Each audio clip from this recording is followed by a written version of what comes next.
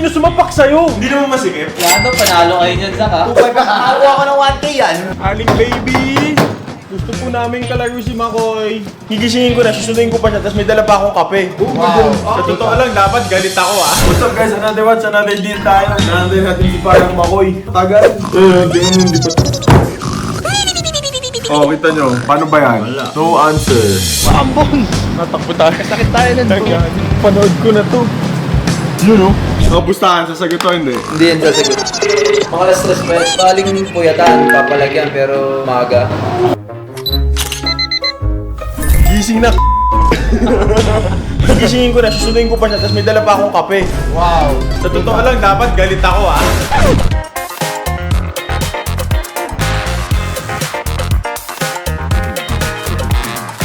Aling baby! Gusto po namin kalaro si Makoy. Paano ito po? Pinuntahan na natin, di pa din nagising. Kasama po si Makoy? Hindi. Sa bahay niya kami, hindi siya sumasagot din. Baka may nangyari na dito, gago. Nasaan kayo? Sinundo ko siya, tapos wala pa din, hindi siya sumasagot. Kanina pa kami katok ng katok sa gate niya. Tulog yun doon. Tawagan mo ulit. Boy! Boy! Aling baby! Gago, hindi normal to.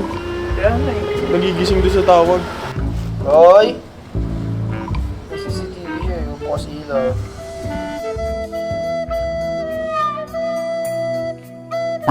Pag no-show ka na, dinalan pa kitang kape, Bo. Gago to. Gago mo naalala ko.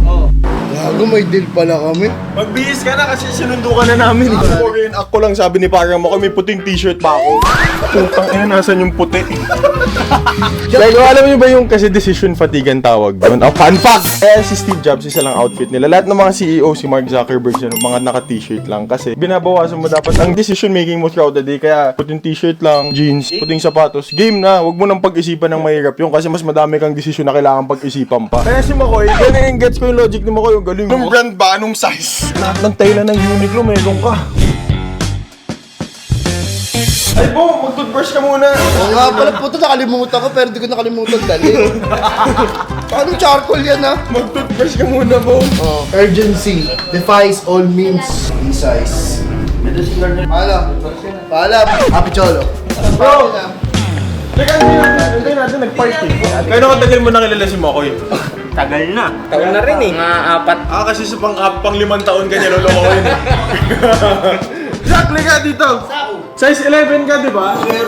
Sakay mo nga. Siya ba? Inabunat, natambakan kami kahapon eh. Na-injure yung sapatos eh. Ba't kailangan siya? Kasi may security ako, di ba? Basketball tayo kagabi. Sira yung sapatos ko ko. Nagpabili ako kay parang Makoy. Siguro ang tagal hindi naglaro. Pag gano'n, natanggal yung swelas eh. Sabi na lang ko siya ng sapatos.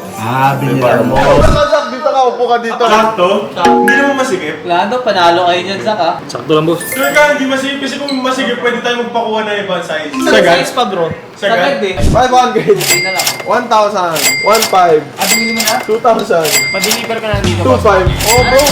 Papa-change siya, pero binayaran mo na. Oo, bong. Ang gadza ka. May panlaro ka na. Yung medyas sa'yo din yun eh. Earl, kasya to sa'yo. Kaso 11 to eh. Sakto na isakto. Talaga. Thank you, Sir Pat. Sige po, sama mo na din yan para ano, madami ka benta. Thank you, Sir Patrick. Dalawang medyas na kasama, meron na ako dun.